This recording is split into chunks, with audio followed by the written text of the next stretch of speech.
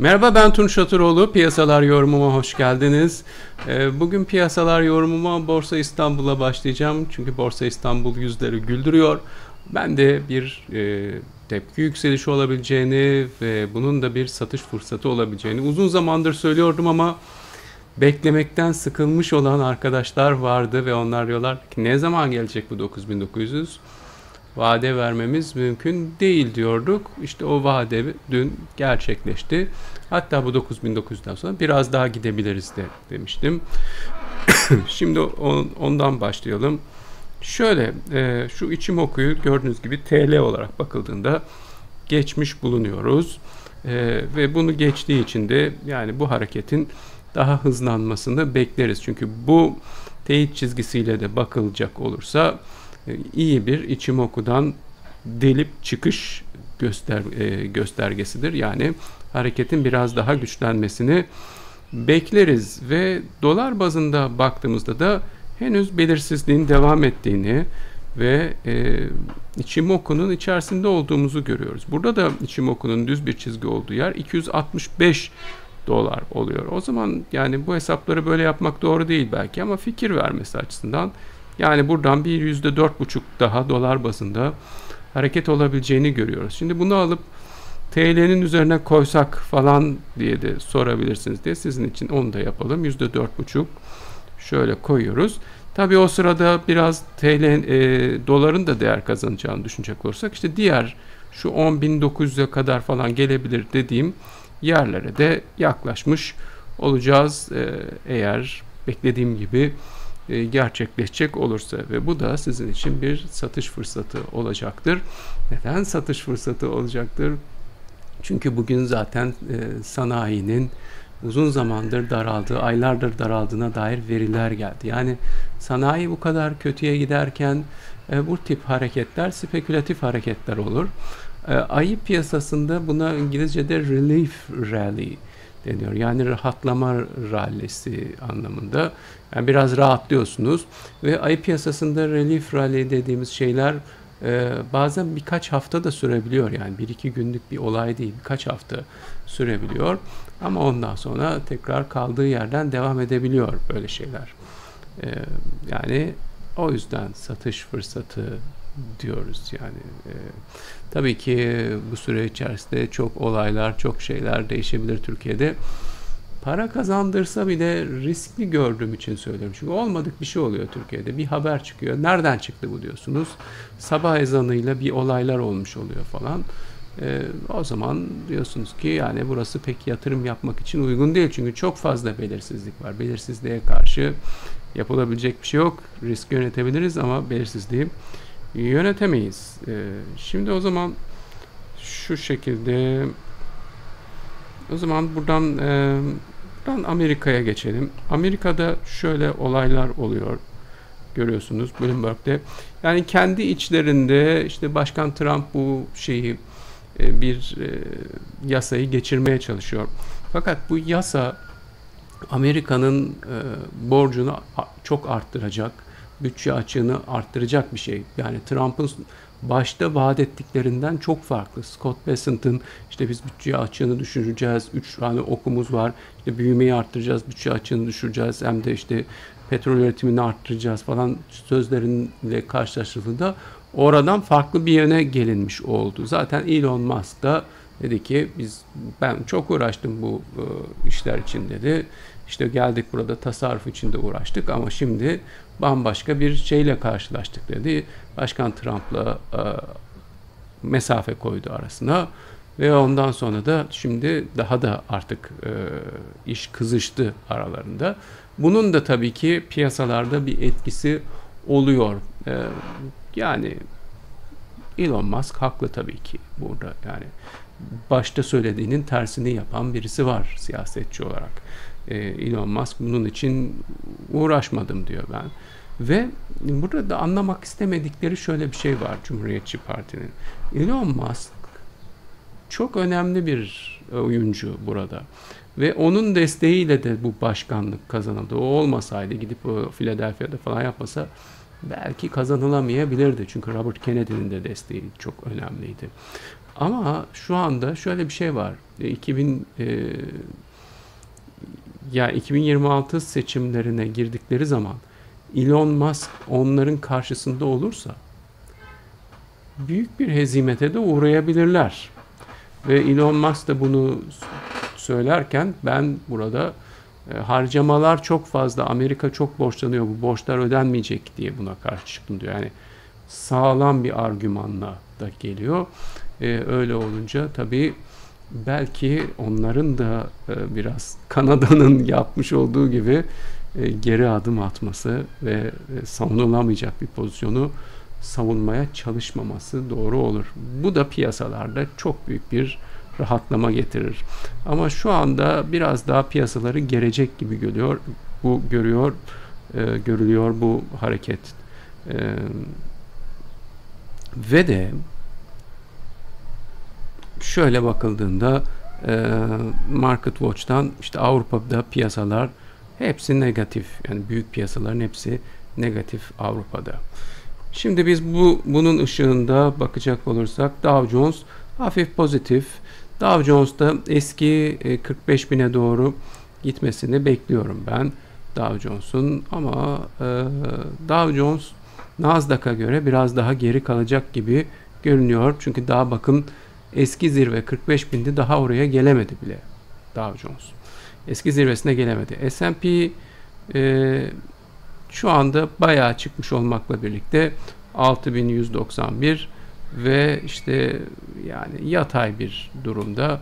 6.400 hedefimize de çok fazla kalmamış görünüyor. Ben gidebileceğini 6.400 hedefine de düşünüyorum. Fed'in faiz indirimleri indirip indirmeyeceği konusunda çok kafalar karışık. Temmuz'da indirmeyecek deniyor ama göstergeler indirmesi yönünde. Dolayısıyla dün anlattığım gibi bu haftaki istihdam verileri çok önemli olacak. Burada istihdamda bir kötüleşme olsa bile Powell inat edecektir Eylül'e kadar belki, ama o Powell yola gelecek. Yani öyle veya böyle gelmek zorunda. Ve 6.400 hedefimiz devam ediyor. 6.400'de geçebileceğimizi düşünüyorum. Powell'ın da biraz daha makul olmasıyla 7.300'e devam edebileceğimizi düşünüyorum. S&P 500'de. Nasdaq'ta ise 26.000 hedefimiz var. S&P 500'dekinden farklı tabii ki. Burada da S&P 500'ü takip etmeliyiz. Yani %15'lik burada bir yükseliş potansiyeli görüyorum ben. Ama o daha fazla olabilir. Çünkü S&P 500'de 7.300 dediğimiz zaman bu %18'e karşılık geliyor. Bakın Nasdaq'ın o yüzden biraz daha fazla çıkabileceğini düşünüyorum ben. Ama yani %15, 17 falan böyle bir potansiyel var Amerikan borsalarında. Vade veremiyoruz. Genellikle bu gibi durumlarda bir yıl diyoruz.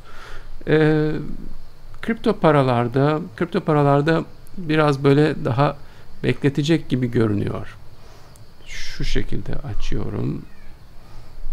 Çünkü yatay hareket. Bakın gördüğünüz gibi bu yatay hareket esasında hani 18 Mayıs'tan beri olan bir yatay hareket tekrar geldi şöyle. Kripto tut diyoruz, Bitcoin'de tut. Şu anda alım önermiyorum. Alım yapmak isteyenler biraz daha beklemeli. Elinde olanlar tutmalı. Alım yapmak isteyenler bence 108.000'i beklemeli. 108.000'i geçerse almalı.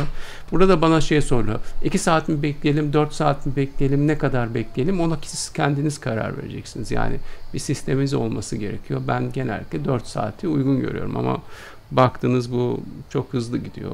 Belki 4 saat beklemeyeyim, 2 saat beklesem de yeter falan diyebilirsiniz. Yani biraz o sizin disiplininizle ilgili. Çünkü o zaman şöyleye dönüşüyor iş. Yani şu anda al biz o zaman alalım dönüşüyor iş.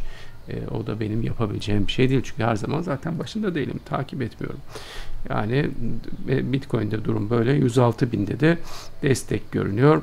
Ethereum'da şöyle gözle görülen işte 2500 var. 2500 geçilirse bence alınmalı. 2400'de aşağıda destek görünüyor. Ripple'da çok hızlı gitti ve geri geldi. Dolayısıyla burada da tut demeye devam ediyoruz. Alım içinde bence yani şu 2.22'yi geçmesi, yani zaten şu anda 2.22'nin tam altındayız. 2.20'nin tam altındayız. 2.22 2.23 diyelim. 2.23'ü geçmesi beklenmeli. Aşağıdaki destek çok aşağıda. 2.11'de bulunuyor şu anda. Şimdi dün size dolar endeksinden bahsetmiştim. Dolar endeksinde ben bugün de bahsedeceğim. Dolar endeksinde önemli noktalara geldik. Şöyle şu Ichimoku'yu falan kapatayım. Şu şekilde kapattım.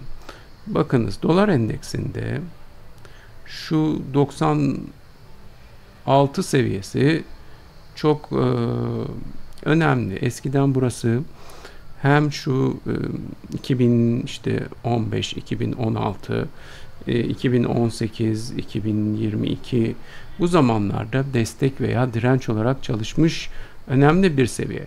Yani dolar endeksinde aşağı yönlü hareket devam etse bile buralardan artık bir tepki gelmesi yüksek ihtimaldir. Ve Wave Trend Osilatörü'ne baktığımda da haftalıkta aşırı satış bölgesine de girmiş olduğunu da görüyorum. Böyle artık bu bayağı gelmiştir. Şimdi Nadaraya Watson zarfı, Nadaraya Watson envelope baktığımızda da bakın onun da aşağısına gelmiş. Yani aşırılık çok artmış durumda şu aşamada. Burada. Çok artmış durumda aşırılık. Günlüğe bakıyorum. Günlükte de aşırılık şu işte 96-77'nin biraz aşağısında, şöyle 96.5'da falan. Şu anda da tam oraya gelmiş, değmiş görünüyor. 4 saatlikten bakabiliriz. Fakat bu kadar güvenilir olmaz ama orada da işte bir pozitif uyumsuzluk oluşmuş görünüyor. Çok güzel. Şimdi o zaman şu gelip şöyle 97'yi falan geçecek olursa o zaman buradan yeni bir yükseliş dalgası başlayabilir. Ve şu 98.5'a kadar da bir ilk etapta gitmesini bekleriz. Bu ne anlama geliyor şimdi dolar endeksindeki bu olay? Ve bu beklediğim şey bugün olmayabilir, yarın olabilir. Ondan sonra zaten yani şey oluyor, yarım gün oluyor vesaire falan. Ama bakın burada şunu anlatmak istiyorum. Bunun zamanının yakın olduğunu düşünüyorum ben. Yani önümüzdeki 1-2 gün içerisinde olabilir bu. Bu dolar endeksinin kuvvetlenmesi demek oluyor. Dolar normalde hiçbir şey olmasa dolar endeksinin kuvvetlenmesi emtianın değer kaybetmesi anlamına gelir. Neden? Çünkü Amerikan doları güçlendi. Diğer para birimlerine karşı güçlendi. Emtiaya karşı da güçlendi. Yani işte petrole göre, ne bileyim işte demire göre, bilmem buğdaya göre, pamuğa göre Amerikan doları güçlenmesini beklersiniz. Tabii ki emtia özelinde farklı şeyler olabilir, işte ne bileyim Orta Doğu'da böyle yeni bir gerilim olur, petrol fiyatı artar falan. Bunlardan ayrı olarak yani dolar endeksinin güçlenmesi ters korelasyonludur emtia ile. Ters korelasyonluysa burada bir de şöyle de bir şey var. Dolar endeksi neden güçleniyor? Dolar endeksinin güçlenmesi burada bir teknik olarak yani bir güçlenme olabilir. Yani çok aşırı satış bölgesine gelmiş. Demin bahsetmiş olduğum Borsa İstanbul'daki relief rally.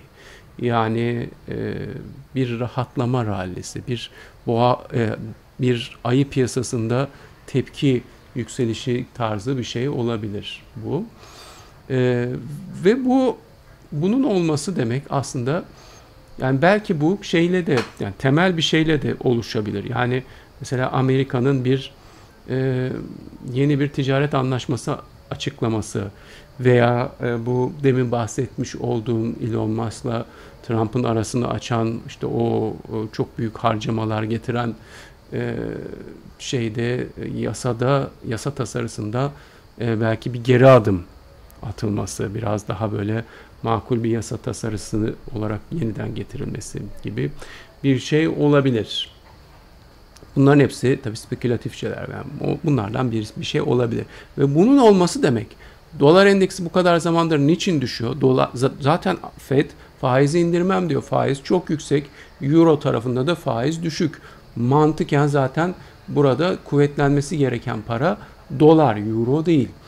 Ama işte Amerikan dolarının rezerv statüsünün sorgulanması ve işte riskli görülmesi vesaire bu tip şeyler nedeniyle çok fazla, çok aşırı bir değer kaybına uğradı Amerikan doları. Şimdi bu sayede belki bu risklerin azaldığını görecek olursa piyasa yukarı doğru gidecektir. İşte bunun yukarı doğru gitmesi başta borsaya, S&P 500, Nasdaq, Dow Jones gibi yarar. Ondan sonra riskli emtiaya yarar. Mesela gümüş. Çünkü o da riskli olarak görülüyor ve risk iştahı arttıkça gümüşe para giriyor. Öyle bir durum var. Ama tam tersi, zaten dolar endeksi çıkarsa altının düşmesi beklenir ki o altın da zaten Amerikan hazine tahvillerinin değil, altının tercih edilmesi nedeniyle bu jeopolitik gerilimde ve Amerikan dolarının rezerv statüsünün sorgulandığı sürede yükselmiş olduğu için altına satış getirir. O zaman altın aşağı, gümüş yukarı senaryoda çalışır. Bunların hepsi işte bu dolar endeksindeki hareketi bekliyor. Dolar endeksindeki harekette de bence artık gelir, yakındır diye düşünüyorum buradan yukarı bir yönde bir tepki. Dolar endeksindeki en büyük ağırlık da euro dolar paritesindedir. İşte birisi bana şey demişti, yani dolar endeksi artarsa euro dolar paritesi düşer mi? Bu doğru değil bu şekilde bunu söylemek. Çünkü euro dolar paritesi düştüğü için dolar endeksi çıkar aslında. Öyle demek gerekiyor. Yani dolar endeksinde yükseliş bekliyorsak euro dolar paritesinde de bir düşüş bekleriz. Euro dolar paritesi benim analizini yapmayı en sevmediğim, en ilgilenmek istemediğim şeydir. Yani çünkü çok kısa vadeli bakar insanlar. İşte uzun vadeli bir trendten bahsedersiniz ve onun tersinde çok hareketler olabilir. Kısa vadeli bakan insanlar bu sefer terste kalırlar. Çünkü kaldıraçlı işlem yapmışlardır. Çünkü trade etmeye kalkmışlardır. Bir disiplinleri yoktur falan böyle. Sevmem o yüzden. Ama bu kadarını söyleyeyim yani. Buralardan dolar endeksinin yükselmesini bekliyorsak elbette ki bu euro dolar paritesinin geri çekilmesiyle olabilecek bir şeydir. Yani euro dolar paritesi artmaya devam ederken diğer bütün şeylerin çok farklı, yani ters yönde çok güçlü olması gerekiyor ki yani korelasyonlara bakıldığında böyle bir şey olmaz zaten. Yani euro dolar paritesi önderliğinde gerçekleşir. Onun düşüşüyle bu gerçekleşir. Bu kadar anlattı bu adam ne diyor diyeceksiniz.